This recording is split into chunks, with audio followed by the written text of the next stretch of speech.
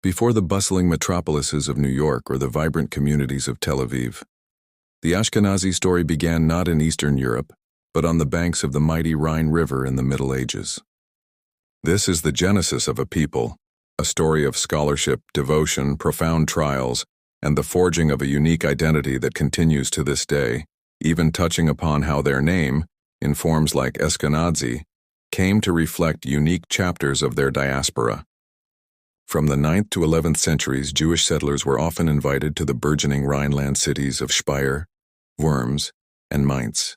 Local rulers like Bishop Rudiger of Speyer were eager to grow their cities and recognize the value of Jewish communities.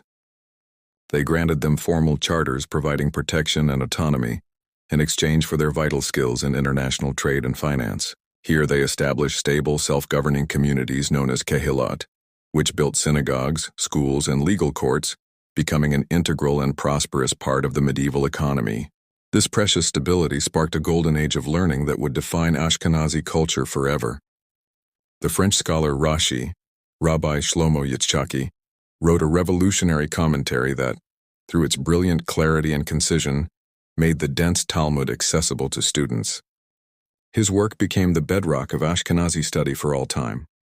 His grandsons and their students, known as the Tosafists, built upon his work, developing a uniquely Ashkenazi method of intense, logical debate.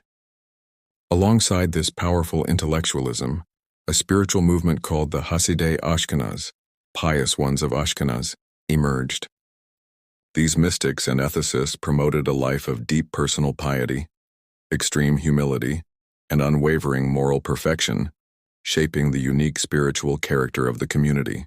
This era ended in absolute cataclysm. The First Crusade in 1096 unleashed fanatic mobs of crusaders who, on their way to the Holy Land, decided to attack the infidels at home. The Rhineland communities were devastated. Offered a brutal choice between forced baptism into Christianity or death, many chose to die for their faith. This ultimate act of martyrdom, known as Kiddush Hashem or the sanctification of God's name, became a defining and traumatic memory. This event marked a terrifying turning point. It ushered in centuries of escalating persecution, fueled by monstrous lies like the blood libel, the accusation of murdering children for rituals, and the charge of host desecration. Mass expulsions from England, France, and various German lands became tragically common. Forced to flee, the Ashkenazi people began their great migration eastward, carrying their culture, their scholarship, and their nascent Yiddish language with them. While most Ashkenazi Jews fled east, the surname Ashkenazi